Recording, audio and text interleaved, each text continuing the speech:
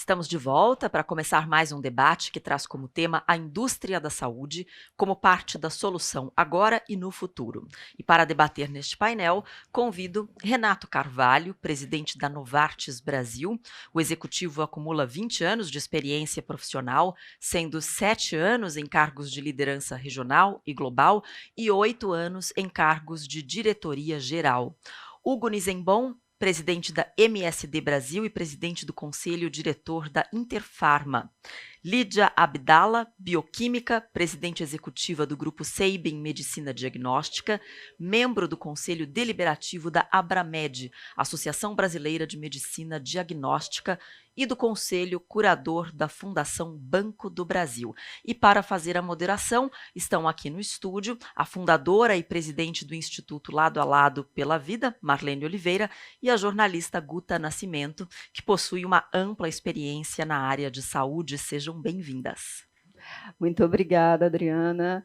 Muito obrigada, Marlene, né? Vamos aqui juntas mediar esse painel. Queria agradecer a todos vocês que estão nos assistindo e a vocês também, painelistas. Gostaria de chamar um a um, apenas que vocês dessem um breve oi para quem está nos assistindo poder identificá-los. Eu começo dando boa tarde para a doutora Lídia. Seja muito bem-vinda.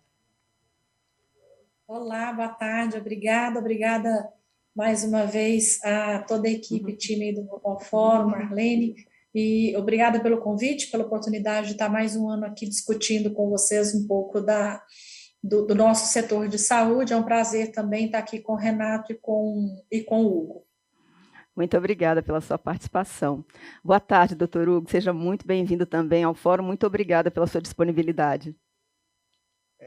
Boa tarde, muito obrigado, Marlene e Guta, pela oportunidade, e um prazer compartilhar com duas pessoas que eu conheço, que trabalhamos junto pelos pacientes, tanto a Lídia como o Renato.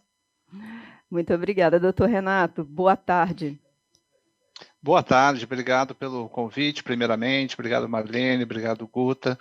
É uma alegria, né? Estar aqui com a Lídia, com o Hugo, pessoas como o Hugo disse aqui, né? Nós nos conhecemos, já temos aí um caminho na saúde. Espero que a gente possa ter e teremos um bom debate aqui. Com certeza. Conforme os outros painéis, a gente vai fazendo aqui uma rodada de perguntas, eu vou encaminhando, e gostaria de começar essa primeira rodada pedindo para vocês uma visão geral. É sempre muito complexo, a gente sempre ressalta isso para todos os participantes, né? As perguntas que a gente coloca dentro de radiografias muito complexas, mas eu sempre reforço que cada pincelada, cada aspecto que vocês trazem é muito importante, né, Marlene, para uma reflexão da gente como sociedade. São muitos os agentes, né, que participam dos debates e ajuda o nosso público que está nos assistindo, e eu acho que é uma grande missão do Instituto, né, é promover esse debate, fazer com que a gente reflita, com que a gente agregue pensamentos, ideias e soluções. Então, por mais eu brinco que injustas sejam as perguntas, porque elas são muito difíceis, eu já vou começar com uma bem difícil, que é pedindo para cada um de vocês, dentro do espectro de atuação de vocês, como agente nessa discussão, falasse um pouquinho o que vocês enxergam no futuro da saúde no Brasil, né? A gente está vindo assim, desse momento da pandemia globalmente e em termos também de soluções, o que vocês acham mais importante ressaltar? A gente começa a rodada com a doutora Lídia. O que você gostaria, Lídia, de colocar? Bom, realmente a pergunta eu não digo difícil, né? Ela é complexa, porque eu acho que muito ampla, né? Nós tivemos aí, nesse último ano e meio, né, vivendo toda a pandemia do coronavírus, ainda estamos nela, e quando a gente olha, né, acho que para o futuro da saúde do Brasil, nós temos muitos aprendizados que nós estamos tendo, né, ao longo dessa pandemia. Eu acho que talvez o principal deles é a importância do investimento, né, em ciência, em pesquisa e educação, claramente, né? Tudo começa com a educação dos nossos profissionais, não só profissionais da área de saúde, profissionais de tecnologia. Tem sido uma grande preocupação nossa aqui do SEIB, no nosso setor, não só de medicina diagnóstica, mas de saúde em geral, porque a gente está vivendo aí uma medicina muito digital, né? De fato, o consumidor mudou a relação, né? A forma de se relacionar com saúde, de fato, aceitando e usando muito mais o digital. Eu digo isso sempre, o paciente ele tinha ainda muito... o cliente tinha muitas barreiras ainda para utilizar, né, todas as ferramentas digitais, smartphones, quando se tratava da relação com serviços de saúde, né, porque saúde é sempre isso, muito a relação de confiança, o olho no olho, né, a consulta presencial, vem fazer o exame presencialmente. A pandemia, de fato, disruptou isso, mas isso traz desafios, que eu acho que é a formação não só de profissionais da área de saúde, com muito mais bagagem e conhecimento, a necessidade de profissionais muito mais bem formados, e também profissionais de tecnologia. Eu digo que os nossos negócios de saúde, a medicina diagnóstica de uma forma muito forte, a medicina preventiva também, quando a gente está olhando, né, para toda a parte de check-ups, né, de medicina de precisão, painéis genéticos. Então, a gente depende muito também de profissionais que venham com formação de tecnologia.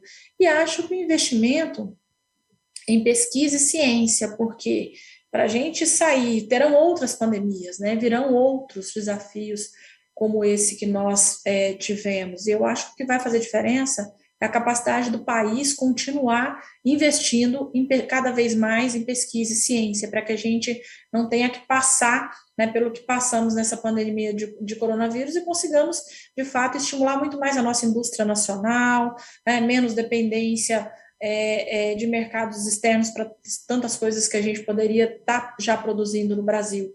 Então, quando a gente olha de futuro e de desafios, são muitos, mas eu acho que o principal é que nós temos muitos aprendizados. E agora é fazer o nosso dever de casa e futuro. O futuro é uma saúde muito mais conectada, muito mais personalizada e muito mais olhando para a prevenção, né? Cada vez mais, e de novo a pandemia mostrou isso, né? Casos graves, complicações naquelas pessoas que tinham mais comorbidades.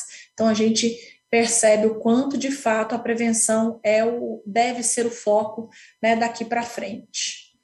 Muito obrigada pelas suas colocações. Doutor Hugo, o senhor agora na sequência, o que o senhor gostaria de agregar dentro dessa perspectiva de futuro, o que o senhor enxerga e também dentro de uma perspectiva de soluções?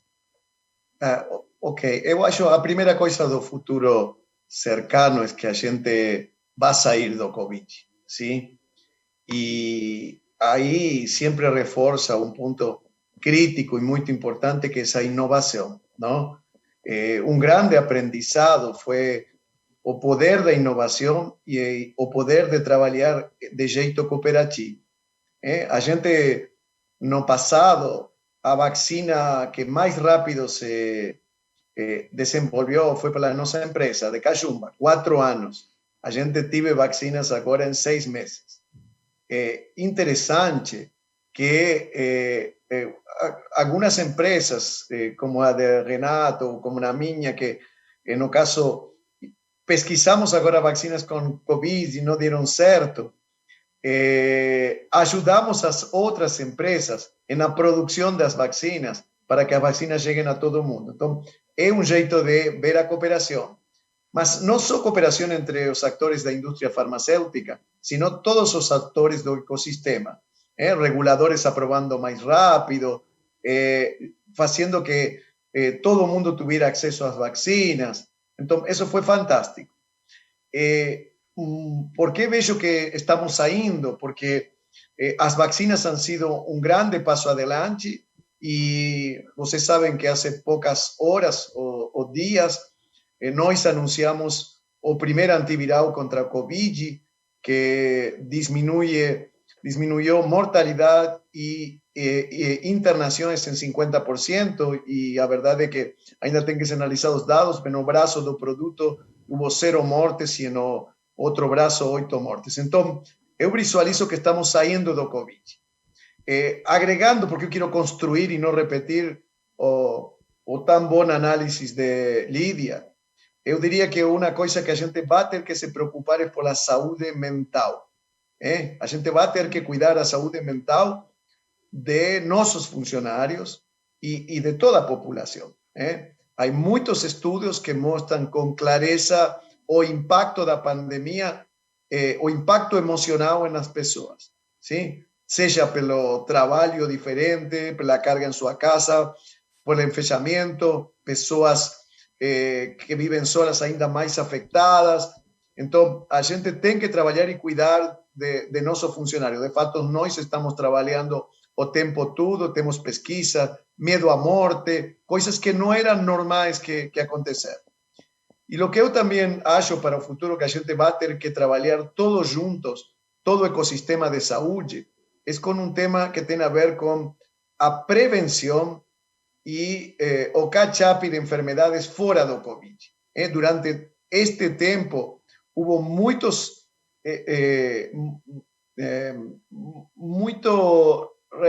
muita repressão de todo o que tem a ver com prevenção, com estudos, com atendimento. Isso é uma bomba de relógio que a gente tem. Esses são os 3 pontos que eu agregaria aos de Lídia. Muitas graças, doutor Hugo. Muito importante essa sua pontuação sobre saúde mental. É um aspecto também que eu acho que é uma realidade que a gente vai ter que se deparar com ela com um olhar mais atento. Doutor Renato, por favor, o senhor gostaria de agregar o seu ponto de vista? Sim, obrigado aí uma vez mais, né, pelo espaço. Bom, primeiro que a Lídia e o Hugo trouxeram pontos bem relevantes, né, bem importantes. Então, eu vou tentar trazer aqui de uma maneira um pouco mais, talvez, sumarizada. Eu acho que as reflexões que a gente tem, não só as minhas pessoais aqui, mas a da companhia, né, que hoje eu presido, que é a Novartis. Eu acho que o primeiro ponto é a importância da saúde, né. A saúde, naturalmente, né, como indústria, sempre teve uma importância na sociedade, mas ficou muito claro a importância da saúde, além da sociedade, também para a economia, e a forma como, né, tudo acontece em todo mundo, essa conexão.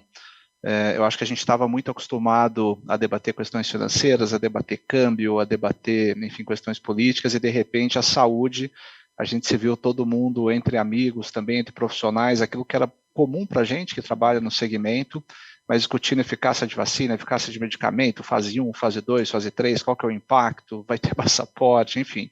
Eu acho que a saúde, ela traz como segmento, agora como, né, como indústria, uma relevância muito maior, e eu tendo a acreditar que, inclusive, os governos também tendam a trazer mais importância nos seus programas de políticas públicas, tanto no curto, no médio e no longo prazo. Eu acho que, além da questão da importância do segmento e da indústria de saúde, tem um segundo ponto que, para mim, é muito importante e interessante de se observar, e a gente estava até falando um pouquinho antes de entrar aqui, eu e o Hugo e a Lídia, que é a integração dessa indústria. A saúde, ela tem uma característica de ser muito fragmentada, né, ao longo do tempo. Enfim, algumas boas razões, algumas não tão boas, mas a verdade é que a saúde, enquanto segmento, ela enfim, padece de uma assimetria, eu diria, de informação, e a forma como os incentivos são gerados na indústria, que acaba afastando um pouco alguns segmentos, e a gente, pela necessidade, eu acho que pela importância, a gente viu um movimento muito positivo, né, nos últimos 2 anos de integração de saúde. Então, seja empresas de diagnóstico, como a da Lídia, seja indústrias farmacêuticas, né, aquelas que produzem ou não vacinas, todos se ajudaram, hospitais, profissionais médicos, para, de fato, nós sairmos, né, dessa grande crise. A gente ainda está, né, saindo dela, mas, como o Hugo disse, a gente espera que a gente esteja próximo. Essa integração, que eu acho que foi muito por mindset, né, pela necessidade, pela urgência, ela também aconteceu pela tecnologia. Eu acho que a gente teve grandes avanços, para citar um aqui, né, citar a telemedicina, mas eu acho que a gente conseguiu avançar bastante. Além desse segundo bloco, né, falando da integração, por fim, o que eu diria é que há uma demanda e uma necessidade muito grande da gente pensar em sustentabilidade do sistema de saúde.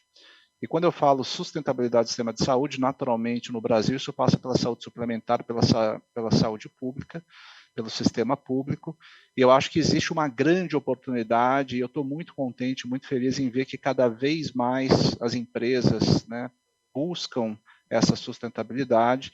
Eu acho que é um tema que a gente vai percorrer também aqui ao longo hoje da tarde, mas é fundamental a gente buscar parcerias e buscar trazer tecnologias, inovação, que naturalmente sejam sustentáveis e que possam chegar aos pacientes de uma forma madura e uma forma perene. Muito obrigada, doutor Renato. O senhor sabe que no painel, um dos painéis anteriores de hoje, o doutor e professor Carmino usou um termo que eu gostei muito e se aplica um pouco ao que o senhor falou. Ele usou a palavra solidariedade. Uma solidariedade nós vimos entre os agentes desse ecossistema, né, Marlene? O que Perfeito. você gostaria de colocar na mesa para os nossos painelistas? Primeiro, eu gostaria de agradecer, né, a cada um de vocês, né, por ter aceitado o nosso convite. E eu costumo, né, sempre dizer que a indústria ela faz parte da solução. E eu tenho aqui uma pergunta para vocês, que ela fazendo parte da solução, vocês trazem tecnologia para o país. Como que a gente pode melhorar o acesso, né? Como que a gente pode melhorar, colocando que a nossa discussão aqui foi tão interessante nesses 2 dias. Hoje eu vi na abertura do painel do Edson Araújo que ele falou que a riqueza desse evento é que ele é totalmente plural, né? A gente traz vários setores para a discussão. E aí, quando eu vejo que a gente costuma falar, não, porque tem a questão da economia, né, que essas empresas elas têm, né, aquele raciocínio antigo, né, da questão do econômico. E a gente percebe hoje que cada um de vocês tem deixado um legado para esse país, né? Então eu queria muito ouvir de vocês exatamente isso, né? Qual que é o legado que a indústria tem deixado para esse país, além da tecnologia? Vamos começar pela Lídia? Bom, eu acho que o que a gente tem, né, muito pensado no setor de saúde é sim o quanto cada vez mais a gente está trazendo, né, novas tecnologias para os nossos negócios e para os nossos serviços. No nosso caso, nós somos medicina diagnóstica, né, prestadores de serviço direto ao paciente, diferente da indústria, né, que está produzindo. E a nossa relação com essa indústria é muito de estar investindo, de seguir investindo em trazer novas tecnologias, tudo de novo, né, o que tem no mundo a gente consegue trazer para o Brasil. Isso acontece na saúde suplementar, na medicina privada e também na saúde pública, né, em diferentes modelos, em diferentes formatos. Agora, nós temos um grande desafio, que eu acho, que é de olhar para a sustentabilidade econômico-financeira do nosso setor. E muito se discutiu nos últimos 2 anos, 3 anos, né, sobre a sustentabilidade econômica do setor, o quanto toda essa incorporação, né, de novas tecnologias, essa entrada, né, de não só tecnologia, mas também novas possibilidades de novos exames, de novas medicações, o quanto isso encarece, o quanto isso pesa, né, no custo da saúde. Eu digo sempre, e de novo, utilizando um aprendizado da pandemia, nós vimos o quão importante é a gente cada vez mais seguir investindo em estar trazendo novas tecnologias e o que tem de novo de terapias, de tratamentos para o Brasil. Um exemplo que eu cito aqui, no nosso caso de diagnóstico, logo começou a pandemia, a gente começou a acompanhar desde final de 2019 na China, com relação a diagnóstico, né, e o teste, né, que é o padrão ouro, inclusive até hoje, que é o PCR em tempo real, e que ali nós fizemos um PCR in-house, que é você, de fato, dentro do laboratório, montar uma técnica que é toda manual, e que nós temos, né, os nossos times aí, né, muitos profissionais altamente capacitados, preparados, PhDs, há muitos anos, só fazendo pesquisa dentro do laboratório e desenvolvendo essas metodologias. E em 45 dias a gente tinha o PCR já montado, validado, com as amostras que recebemos do CDC de Atlanta, para oferecer para o paciente, e assim foi, porque final de fevereiro, começo de março, a gente já tinha os primeiros casos no Brasil. Agora, naquele momento, vocês devem se lembrar bem do quanto pouquíssimos laboratórios privados estavam oferecendo, né, conseguiram oferecer para a população PCR em tempo real, poucos laboratórios públicos, e a quantidade que a gente começou a oferecer num volume muito pequeno, muito aquém da demanda que naquele momento o país tinha, porque porque quais os laboratórios privados que conseguiram desenvolver a técnica nesse tempo? Aqueles que investem em pesquisa, ciência, né, que tem as suas áreas de P&D sempre atualizadas, com profissionais preparados e capacitados. E eu digo, poderíamos, o Brasil muito grande, temos inúmeros laboratórios, inúmeros centros de referência, mas que não tiveram a capacidade naquele momento de desenvolver, de oferecer o exame de PCR em tempo real. Então, eu acho que a importância da gente estar trazendo, né, mais tecnologia e tudo que tem de novo para o Brasil, ela é muito relevante, não só para esses momentos. E quando a gente está falando de medicina preventiva e personalizada, né, como eu disse, terapias genéticas, isso pode trazer, né, para o paciente, quando a gente olha para a população do Brasil daqui para frente, uma população que já vive mais, né, todo o envelhecimento da população, nós já temos as pessoas vivendo mais, e de fato, né, teremos mais possibilidade de mais doenças crônicas, com as pessoas vivendo mais, e o quanto, de fato, as pessoas têm que estar olhando para a prevenção. E eu acho que o que a gente tem de possibilidades, de novas tecnologias que surgem no mundo, e aí eu estou falando não só de terapias, de tratamento, de diagnóstico, mas principalmente para a integração do nosso sistema de saúde. Estou falando também, de novo, né, de tecnologias, de Big Data, de Data Analytics, que a gente consegue, de fato, fazer mapeamentos, muitas vezes, preditivos, preventivos da saúde do paciente. Isso lá na ponta, no início, de imediato, pode parecer que eu estou encarecendo o setor de saúde, que eu estou incorporando tecnologia, que eu estou trazendo mais custo. Mas na ponta final, eu estou trazendo economia, redução muitas vezes de internação hospitalar, redução de tempos, às vezes, de cirurgia, de tratamentos muito mais direcionados, em muitos casos de tumores, de oncologia, e que isso que possibilita é a incorporação de novas tecnologias e, de novo, né, profissional qualificado, capacitado, para a gente estar fazendo isso no país. Eu acho que esse é o papel que eu vejo nosso aí, né, da indústria e de todos os nossos serviços e empresas para o país aí para os próximos anos. Um outro indicador que eu deixo aqui muito importante, nós tivemos uma mudança no perfil da idade das pessoas preocupadas com prevenção. No laboratório, nós temos isso muito bem medido, né? A gente acompanha, e é clássico quando a gente olha para a idade, né, de quem são os nossos, né, pacientes que procuram o laboratório, cada faixa etária, qual tipo de exame, né, que é mais procurado, feito. E existe um público que é o público masculino de 15 a 40 anos que não vinha no laboratório a não ser por algum problema, né, grave de saúde, um agudo, uma cirurgia.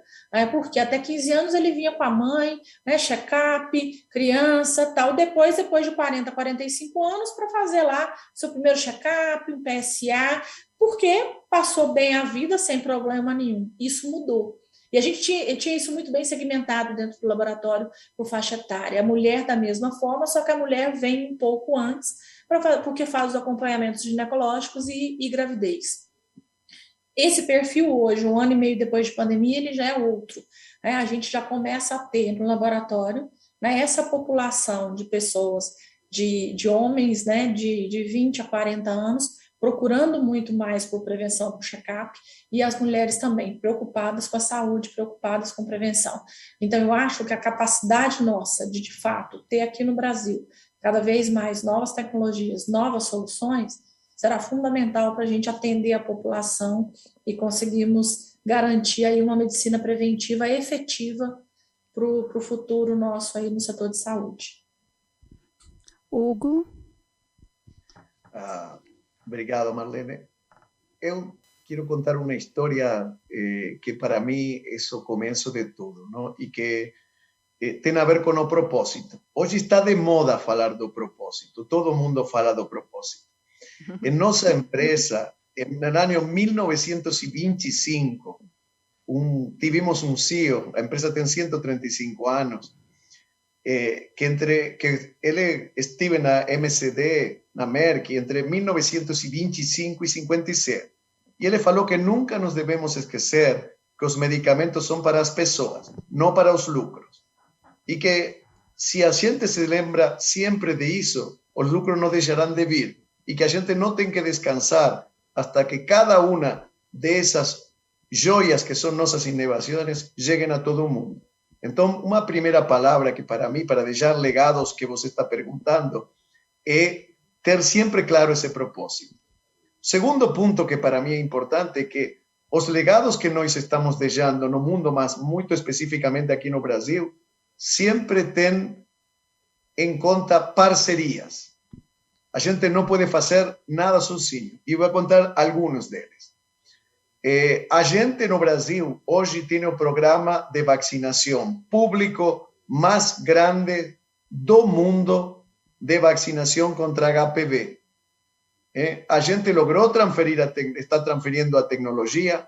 O Brasil tem o acesso ao custo mais barato do mundo da vacina e milhares de mulheres e homens não têm câncer cada ano. A gente trabalhando na prevenção. A gente na área de câncer hoje tem um dos remédios mais avançados porque permite ao organismo se defender e trata muitos tipos de cânceres. Mas a gente trabalha com a área de laboratórios, de hospitais e com startups para, em 8 dias, em qualquer ponto do país, a pessoa saber se esses remédios têm isso que se chama medicina de precisão, são os que vão a dar ou não vão a dar resultado com as pessoas e colabora com o paciente. A gente no país e na América Latina, durante 35 anos, trabalhando com o Ministério da Saúde e com a Fundação Carter, foi capaz de eliminar como legado a cegueira dos rios. E só fica uma pequena população indígena no limite entre Venezuela e Brasil, donando durante 34 anos essa droga que hoje está tão de moda, a ivermectina, que todo mundo fala, para a enfermidade da cegueira dos rios. Eu acho que a gente tem um legado que vai querer deixar muito pronto. Sim? Esse legado vai ser o legado de molnupiravir, o legado do Covid. Sim? A nova droga, nosso novo antiviral. E eu poderia comentar-te muitos, mas o resumo em 2 palavras. Todos eles foram trabalhando com o das vacinas com o Ministério da Saúde e os institutos tecnológicos como o Butantan, o de molnupiravir, será com outro governo, outros institutos, os de câncer que falamos com os hospitais e assim sucessivamente. Ninguém consegue nenhum legado sozinho. Essa é a minha mensagem. Ninguém deve esquecer sempre que o paciente é o primeiro. Renato? Obrigado, Marlene. Não, estou pensando aqui o que a Lídia e o Hugo falaram e é muito relevante, né? São perspectivas distintas, mas complementares. A minha reflexão aqui da importância, né, que a ciência traz, que a indústria traz e que, naturalmente, né, o avanço da medicina, se a gente pegar a expectativa de vida em 1900 até 1930, era cerca de 35 anos, a expectativa de vida, né, do ser humano no mundo. Em 1950, a expectativa de vida foi para mais ou menos 50 anos. Tá? Falando aqui, obviamente, de países um pouco, né, mais desenvolvidos. Hoje, aqui no Brasil, salvo engano, em 2020, a expectativa de vida que foi publicada pelo governo brasileiro é de 78 anos, 77 anos. Né? Quer dizer, a gente vê aí uma expectativa de vida, um ganho de aproximadamente 50 anos nos últimos 120 anos.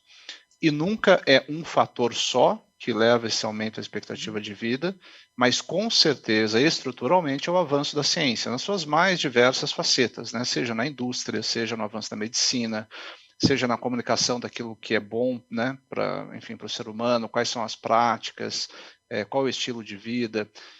Para mim, a mensagem, né, que eu queria deixar é que a saúde ela é algo muito mais complexo do que naturalmente um ou outro segmento, ela passa pela integração, mas ela passa por ter uma vida saudável, ela passa pela prevenção, ela passa pelo diagnóstico, ela passa pelo tratamento, e talvez agora, no fim, a gente já está falando um pouco de home care, né, deshospitalizar um pouco também o paciente, e eu acho que essa visão uníssona, né, integrada da saúde, com os pilares da ciência, com os pilares da inovação, com os pilares da tecnologia, é o que vão nos fazer continuar avançando na expectativa de vida dos nossos pacientes, da população, não só no Brasil, como no mundo.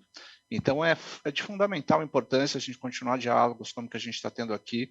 A tecnologia e inovação, em alguns momentos, pode ser colocada como, é muito caro, isso está indo contra, né, de repente, né, os objetivos primordiais da saúde. Todos nós temos, né, a melhorar sempre em todos os segmentos, mas a verdade o que nos trouxe, né, de novo, de uma expectativa de vida de 30 anos, lá em 1930, para 75, 80 anos, hoje, quase 100 anos depois, é o avanço da ciência, o avanço da inovação, é o avanço da tecnologia. Muito obrigada, doutor Renato. Eu queria uma curiosidade, queria perguntar para cada um de vocês sobre um tema que nós já debatemos aqui hoje num painel anterior, que a gente falou muito sobre como se fosse um legado da Covid, né? Um grande debate, um debate maior na sociedade sobre saúde, um amplo conhecimento, né? A população subitamente se viu acompanhando, debatendo questões públicas de saúde, entendendo o papel da Anvisa, entendendo um pouco mais sobre a aprovação de medicamentos ou não, a recusa. Foi um amplo debate da sociedade. A gente analisou pontos positivos, pontos negativos, mas queria ouvir de vocês, dentro da perspectiva do setor de vocês, esse conhecimento maior da população, do usuário, né, afinal, do paciente, do cidadão, sobre saúde. Como é que isso impacta o negócio de vocês? Queria começar por você, doutora Lídia. Bem, eu acho a pergunta super relevante e importante, porque nós vimos, de fato, eu digo que o setor de saúde, né, virou a vitrine do mundo, até porque, né, como o Hugo e o Renato já comentaram aqui, a saúde parou o mundo, né? A gente nunca pensava que de repente todos, inclusive grandes indústrias, né, todo mundo, independente do segmento, voltou para dentro das suas empresas e falou assim, agora eu tenho que procurar entender de saúde. E eu digo que isso tem um impacto muito grande, desde a preocupação das empresas com a saúde dos seus colaboradores, por exemplo, com saúde mental, e agora uma preocupação muito mais genuína, verdadeira, e que eu acho que vai trazer benefícios daqui para frente. Quando a gente olha para a população em geral, eu acho que tem tem uma força muito grande das pessoas, de fato, se preocuparem, procurarem saber, porque as pessoas vão ficar mais informadas.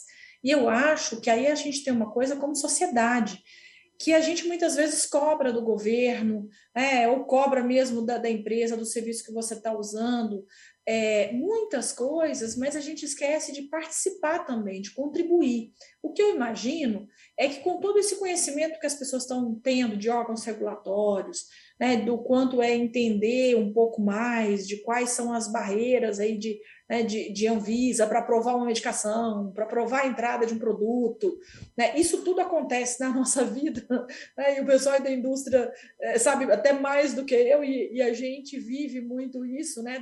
De todas as nossas dificuldades e desafios, e que eu acho que agora a população em geral teve acesso, conheceu. Acho muito importante que a população busque, eu acho, informações cada vez mais de fontes seguras, confiáveis. A imprensa tem feito um papel muito importante nisso, né, que de fato está contribuindo com a informação, né, para a população em geral, e acho que isso só tem, quando a gente fala acho que até uma questão de governança, quando a gente fala de transparência, né, de transparência de dados, de informação, eu acho que isso só traz valor, né, para o nosso ecossistema de saúde. Então, eu acredito que esse seja um legado de tudo isso que nós vimos, né, a população se preocupar tanto. Eu aproveito esse momento aqui para deixar uma mensagem que, apesar da gente ter falado tanto de saúde, tanto de medicina preventiva, da importância da prevenção, né, medicamentos aí sendo estudados e que estão surgindo aí, quem sabe, para tratar, né, de fato, possíveis tratamentos para a Covid, e vacinas. A gente falou muito de vacina para a Covid, mas há um fato muito importante e que a gente também precisa muito da ajuda de todos vocês, imprensa, formadores de opinião, né, e todo mundo que se preocupa com a saúde da população, que é a nossa baixa cobertura vacinal para outras vacinas que nós temos disponíveis, né, no Brasil e no mundo. caiu drasticamente, haja visto vacina para gripe, influenza e doenças, né, que já tinham sido praticamente erradicadas, sarampo e outras, e nós estamos com uma baixa cobertura vacinal, porque a população também virou muito para a informação de Covid. Então, o que eu espero, o que eu acho muito importante, e eu espero que a população, de fato, continue buscando essas informações, mas não só de Covid, né, de todas as outras possíveis doenças, patologias que tenham aí, e que é importante a gente olhar sempre pelo lado da prevenção. Muito obrigada, doutora Lídia. Super importante o que a senhora pontuou mesmo sobre a nossa cobertura de vacina, né? Era um debate que já vinha acontecendo antes, não com a força com que a Covid trouxe, e que vamos também, mais um que vamos precisar enfrentar daqui para frente. Doutor Hugo, senhor, o que o senhor gostaria de agregar nessa discussão? Primeira coisa, eu acredito que o Covid foi um grande catalisador de muitas coisas que estavam já acontecendo, sim, mas que ele fez que fueran bem mais rápido. O paciente já tinha ele inicialmente esse interesse pela informação, e um paciente bem informado, como falou Lídia, é um paciente empoderado, um paciente que toma melhores decisões. Aquí siempre o peligro es cuando a información no es boa, como falou Lídia, cuando a información médica sai da ciencia y entra no terreno da ideología. Entonces, a gente tem que realmente entender, y ahí es de grande ayuda, tem que ser un actor fundamental, que son la mídia, para realmente seguir a ciencia. Na medida que a gente sigue a ciência, tudo vai bem. Por quê? Porque quando você está mal informado, toma más decisões. Quando você está bem informado, você toma boas decisões. E eu tinha aqui para reenfatizar o que falou Lídia, que uma das coisas que aconteceu com o Covid, que foi muito foco, muito legal para o Covid, mas se perderam foco de outras coisas. Eu quero reforçar o tema das vacinas. Nós estamos em vacinas. Taxas vacinais venían tendo queda desde aproximadamente 2015, hasta a data. Mas en los últimos tempos foi muito forte. O governo está iniciando agora campanhas de multivacinação, mas deveria ser muito legal comunicar isso à sociedade toda, para que o sarampo, a cachumba ou tantas enfermedades que foram erradicadas não voltem. Eu acho que isso que falou Lídia, eu quero reforçar isto, porque todo o que podamos fazer como sociedade, nós mesmos nos unimos na Interpharma, todos os produtores de vacinas, nos unimos fazendo campanhas, fazendo conscientização com a sociedade, com a SBIM, mas eu acho que não há esforço suficiente. Quando a gente fala em saúde de prevenção, de enfermedades conhecidas, que en su momento fueron epidemias o ainda pandemias, a gente não pode dar-se o luxo de voltar. Então, eu não quero me estender mais, eu acho que o Renato tem mais coisas para contribuir, mas eu queria reforçar estes temas. Obrigada, doutor Renato, por favor. Não, acho que foram excelentes contribuições, Hugo, Lídia. A verdade é que assim, a resposta direta, né, para a sua pergunta, Guta, é que a informação é sempre importante, cada vez mais melhor. Né? Eu sou um amplo, acho que como todos nós aqui deveríamos ser, o amplo defensor da informação, da comunicação. Né? Toda vez que a gente flerta com a não comunicação, com a não informação de qualidade, a gente dá passos contrários, né, a muito do que se avançou na sociedade. Tendo dito isso, hoje a gente vive também, né, um pouco da preocupação do outro lado, que é a desinformação, né, como já foi falado aqui, e aí naturalmente nós como indústria ou como, né, atores relevantes nesse mercado, a gente tem o papel, o dever, a obrigação de trazer informação de qualidade, informação relevante que possa ajudar.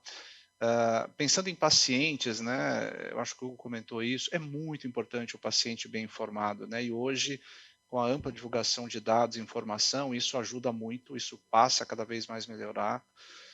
Nós temos associações de pacientes que fazem um papel fundamental, né, brilhante nesse trabalho de interlocução, de ajuda, de suporte a pacientes, junto com a indústria, interlocução com o governo.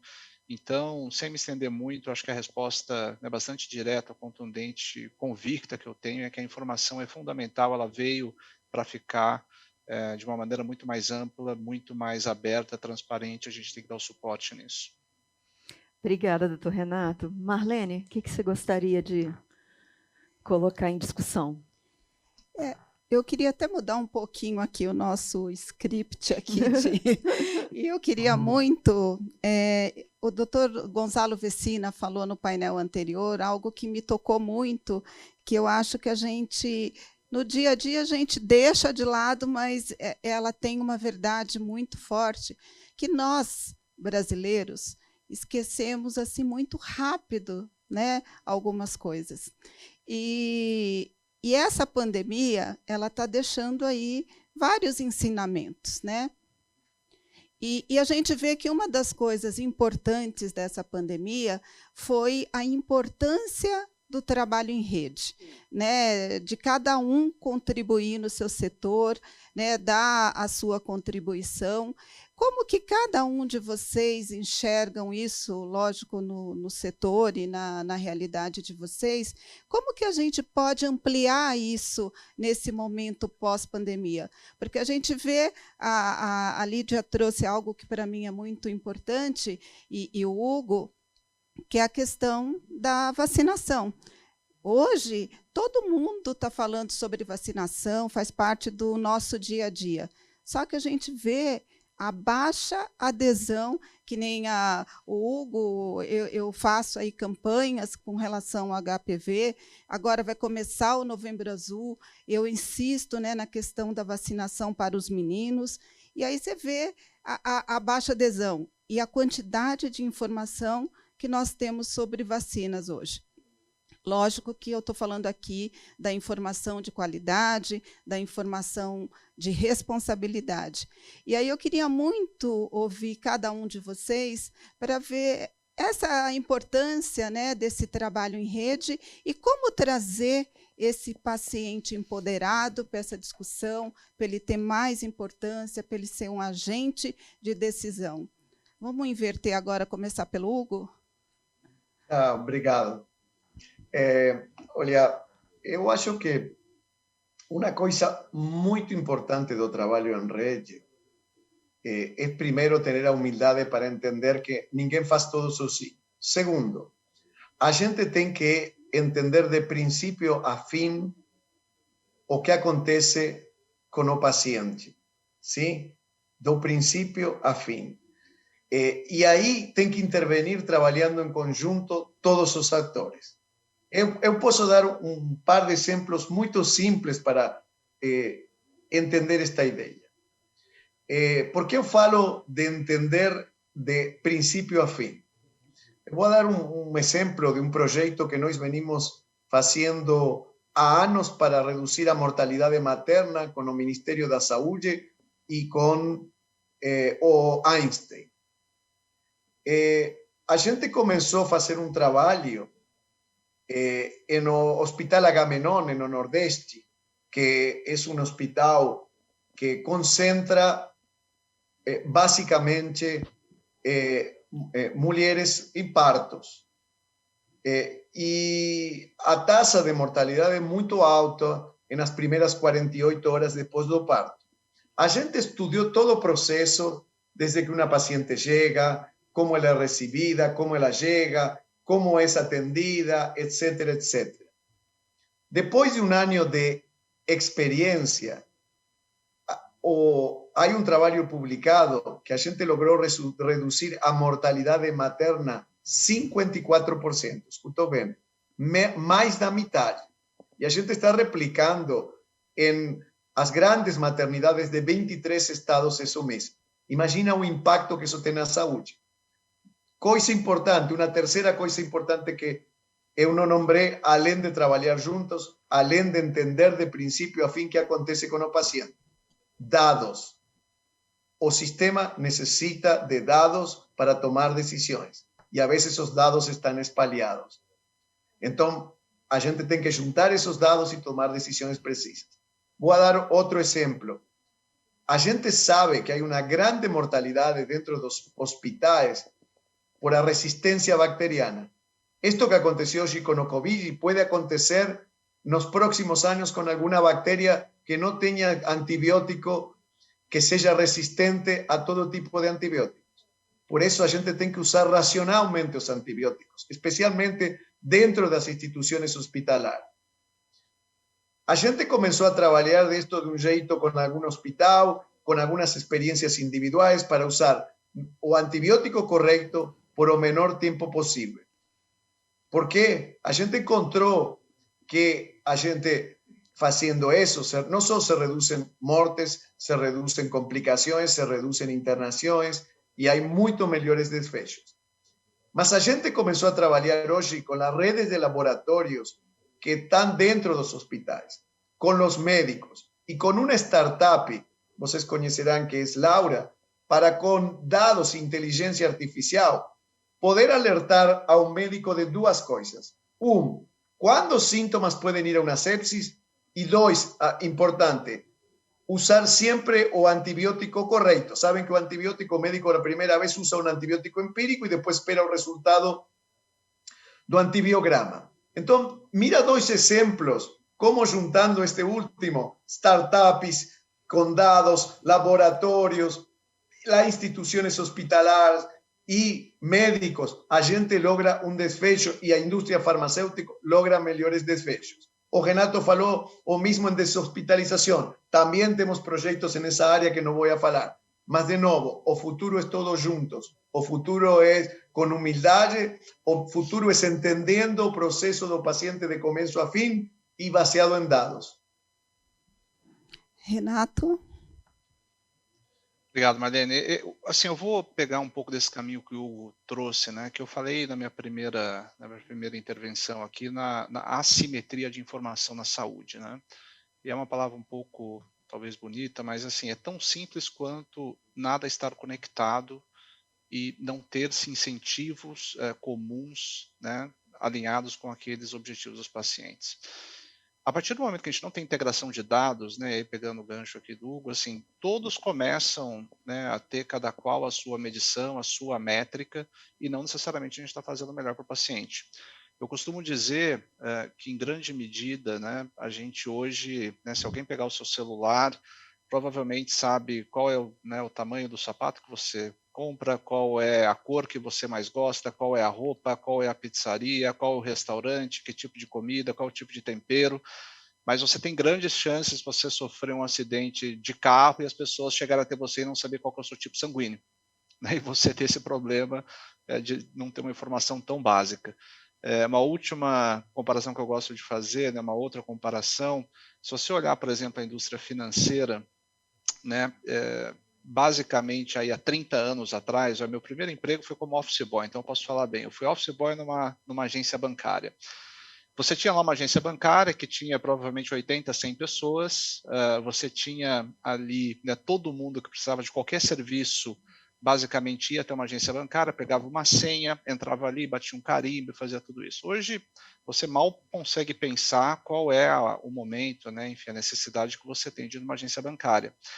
Em grande medida, infelizmente, hoje a saúde mudou tanto assim, quando você vai no hospital há 30 anos atrás ou hoje, não mudou tanto, né? Avançou algumas coisas, mas você ainda chega, se você estiver tendo algum problema grave, um infarto e uma dor de cabeça, em vários hospitais você chega, pega uma mesma senha para entender o que está acontecendo, você vai lá falar qual que é o seu plano de saúde, se você tiver fizer parte do sistema suplementar, e aí você vai ser atendido. Isso tudo passa pelo trabalho em rede, né, que você trouxe a pergunta e a provocação.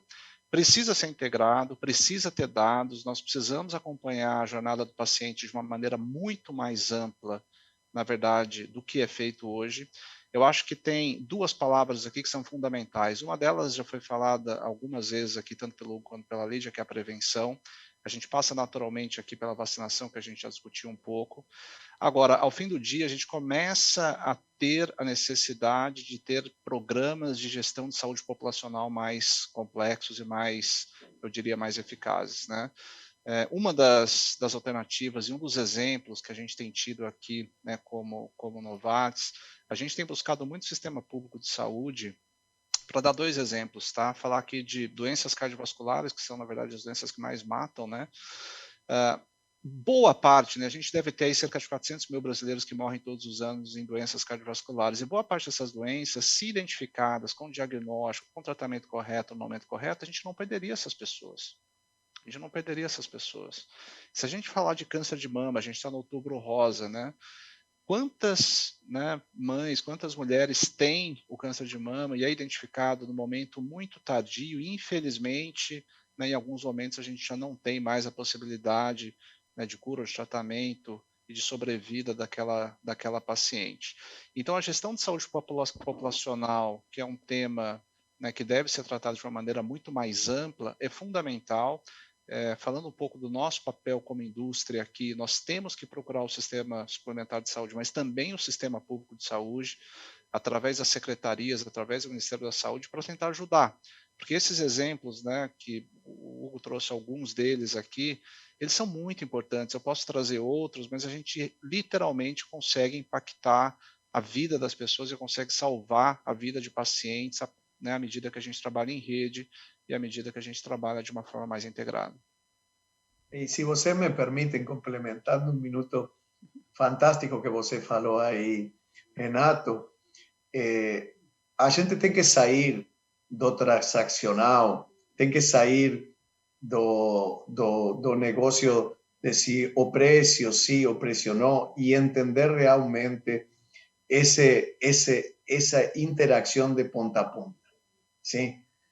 Cuando nós trabalhamos juntos, o poder é gigantesco, ¿sí? E a gente pode mostrar, quando sai do custo, quando uno vê o custo de remédio, por exemplo, o custo de remédio é 7% no sistema suplementar, 15% no sistema público, ¿sí? Agora, muitas vezes, o custo de não incorporar rapidamente inovação é um custo fantasticamente sideral, porque a prevenção e a inovação, normalmente, quando você mira o custo completo de princípio a fim, a gente logra uma poupança. Então, a gente mira a árvore, a gente não mira o bosque. Então, se trabalhamos juntos, certeza sempre se conseguem soluções. E soluções, nós temos tido muitos exemplos, Renato, com certeza tem ele, onde trabalhando junto, a gente mostra que há uma poupança onde, pelo preço, parece que a gente tem um custo adicional. Então, a vezes, é só uma mudança de enfoque e de trabalhar conjuntos. Perfeito, Hugo. Lídia? Bom, acho que concordo, né, com tudo que o Hugo e Renato colocaram. Acho que a gente tem aí o grande desafio, mas muitas oportunidades, sobretudo, de integrar, né, o sistema público e privado, quando a saúde pública com a saúde suplementar, quando a gente fala de dados, né, dos pacientes. Eu acho que isso pode não só trazer muito mais benefício em termos de prevenção, de velocidade no diagnóstico, né, de uma melhor assistência para o paciente, e também olhando para a sustentabilidade, né, econômico-financeira do setor de saúde, quando de fato a gente vai conseguir eliminar, né, tudo que tiver sendo feito que não era necessário, ou muitas vezes complementando, né, que é o papel da saúde suplementar dentro da saúde pública. Quando a gente fala eu acho que de não, né, esquecer tudo que a gente viveu na pandemia, eu acho que tem muito isso, que é o espírito do coletivo, né? Eu acho que nós aprendemos muito isso na pandemia, a importância, né, do pensamento coletivo, a importância da solidariedade, que isso não seja de fato esquecido. A gente viu aí tantas empresas, né, grandes empresas, pequenas e médias empresas, contribuindo com a sociedade, contribuindo, né, de fato com doações para a população, e o quanto isso fez e tem feito a diferença nesse momento de pandemia que o Brasil está vivendo. E eu acho que colaboração, né, eu acho que nós vimos o quanto isso de fato fez muita diferença em muitos momentos, e que esse seja um aprendizado para daqui para frente a gente conseguir ser mais veloz, ser mais assertivo naquilo que a gente pode oferecer como setor de saúde para os nossos clientes e para a população em geral. Vou dar um exemplo, né, que nós vivemos na medicina diagnóstica, nos primeiros 3, 4 meses de pandemia né? A gente vive num país que é grande, né? Um país continental como o Brasil. Acho que todo mundo aí viu o que nós temos, inclusive de infraestrutura do setor de saúde, né? A diversidade que nós temos das infraestruturas do sistema de saúde nas diferentes regiões do Brasil, né? Vimos lá tudo o que aconteceu em Manaus, né? Norte, Nordeste, as regiões do país, e naqueles 3, 4 primeiros meses, nós temos tanto o SEIB quanto outras redes de medicina diagnóstica que têm unidades de atendimento ao cliente, atendemos hospitais em diferentes regiões do país, todos têm, né, sua logística muito bem definidos, núcleos técnicos operacionais onde a gente realiza, né, os principais tipos de exames, e nós vivemos naquele início, né, vocês devem se lembrar, além de toda a questão de escassez de EPIs, escassez de reagente, né, dificuldade de importação de equipamento naquele momento, e também uma grande dificuldade de logística aérea, né, porque a gente utiliza muito logística aérea para transportar amostras biológicas, né, de uma região para outra. E naquele momento nós vimos assim, nós SEIB atendemos aqui em Brasília, né, hospitais para o Grupo Fleury, né, em regiões que ajudamos o Pardini, o Hermes Pardini, né, com logística deles também. Eles nos ajudaram muito com logística de algumas regiões que nós não conseguimos trazer para Brasília e eles trouxeram para a gente. Então, a gente viu, de fato, o quanto a colaboração ela traz de valor, né, para o nosso ecossistema de saúde, olhando para o paciente, olhando, de fato, para o que melhor a gente pode atender para a população. E nós criamos, no final do ano passado, em 2020, tem sido uma outra experiência de colaboração muito importante, e aí olhando para o lado, né, de investimento em startups, e já é um movimento que a gente faz há muitos anos, né? Investimos diretamente em startups, em ecossistemas, aceleradoras de startups. No final do ano passado, nós criamos um fundo de venture capital com o objetivo de investimento, um veículo para investir diretamente em startups, olhando para a saúde, startups de medicina diagnóstica, genômica, genética, saúde personalizada, saúde digital, e nós criamos em sociedade com o Grupo Fleury, SEIB e Fleury criaram esse fundo para investir em startups, né? E o Brasil todo olhou e até hoje perguntam para a gente por que 2 concorrentes, né, resolveram criar juntos um VC, por que quiseram fazer juntos esse fundo e investir junto, né, em startups. E o principal motivo é conseguir ser mais assertivo nas escolhas das startups, identificação, né, de potenciais soluções que tragam, de fato, valor para as nossas empresas, para os nossos negócios e novas soluções para os nossos clientes.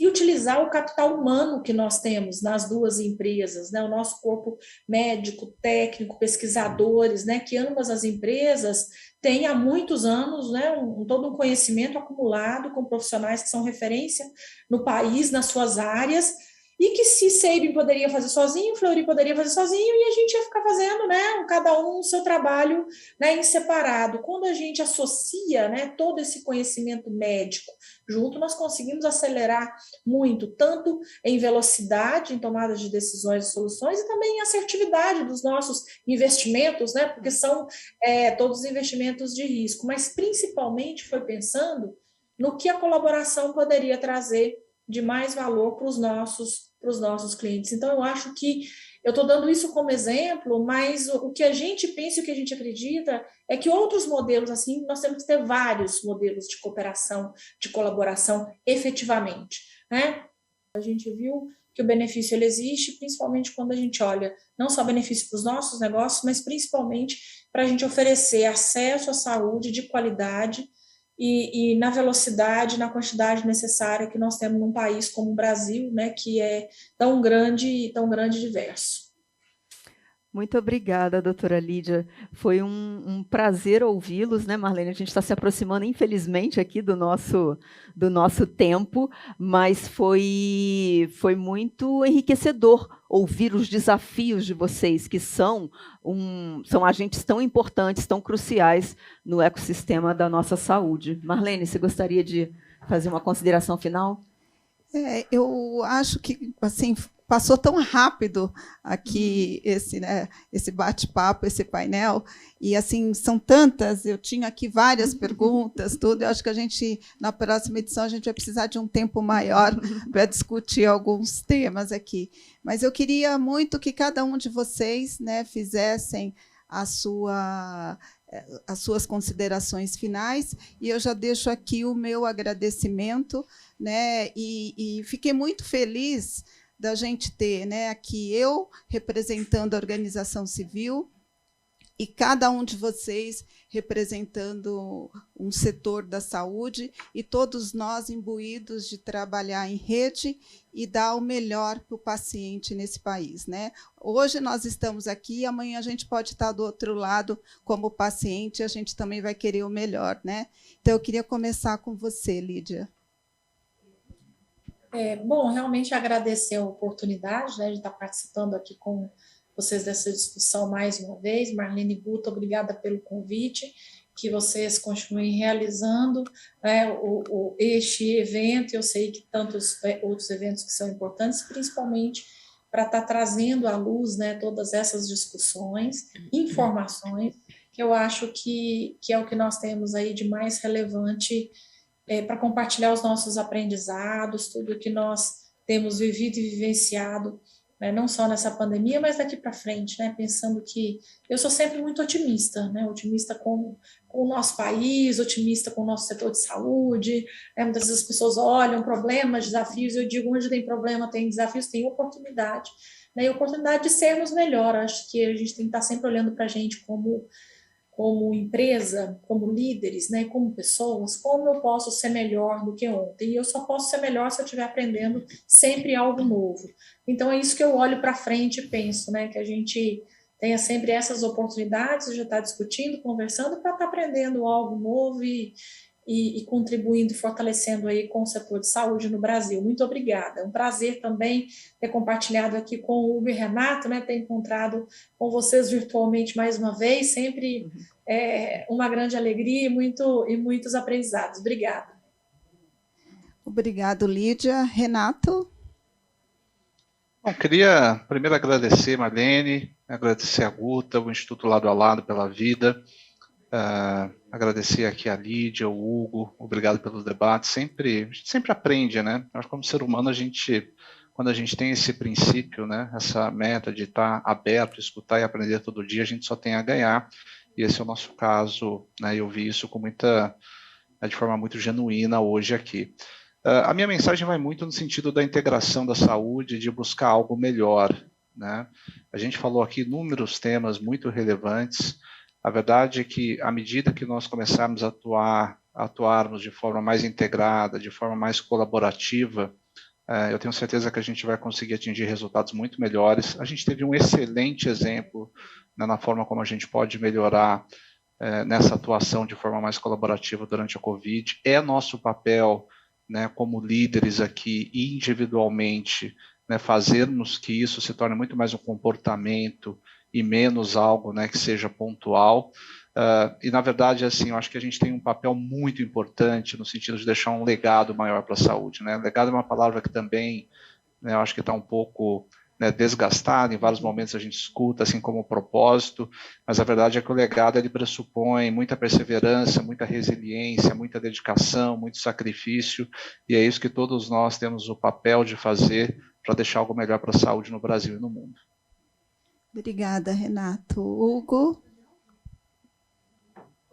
Primero agradecer a lado, a Marlene, Guta y aquí a mis amigos de siempre, aquí a Renato y a Lidia. Eu gostaria de decir una cosa que para mí fue un placer compartir con personas que genuinamente tienen ese compromiso, que tienen esa pasión pela saúde, ¿sí? Y eu quiero decir que eu tenho una visión optimista. Somos muitos. Eu, como presidente de Interpharma, posso ver a todos meus colegas que realmente trabalham pelo propósito. E quando eu vejo as entidades de diagnóstico, a mesma coisa, e somos muitos que não estamos no jornal. Sempre a notícia que aparece é a notícia má, a notícia ruim, de aquele que fez a coisa errada. Mas como o Renato falou, a gente vive 50 anos a mais, sim, nos últimos 120, ¿por quê? Porque há pessoas que realmente vivem este propósito. Então, de verdade que para mim é um prazer, a gente tem que continuar por esse 95% que trabalham verdadeiramente pela saúde de verdade, estar juntos, como falou o Renato, cada vez mais isso é certo. A gente já fala, vemos exemplos na indústria farmacêutica trabalhando em conjunto, o que era impensável. Na indústria diagnóstica, a Lídia acaba de falar, entre hospitais a mesma coisa, e entre todas essas cadeias também. Então, com associações de pacientes e tudo isso. Então, eu diria que fecharia com celebrar a vida, celebrar todas essas pessoas que trabalham realmente por algo importante e a importância de algo que eu aprendi aqui no Brasil. Uma frase que, no princípio, eu não entendia muito o que falava. Estamos juntos. Na saúde, estamos juntos. E Hugo, aqui no Lado a Lado, a gente costuma dizer o seguinte: lado a lado somos mais fortes. Muito obrigada a todos vocês pela participação, muito obrigada a você que nos assistiu. Obrigado. Muito obrigado, obrigado a todos. Obrigada a todos. Muito obrigada, obrigada a todos, obrigada Guta, Marlene,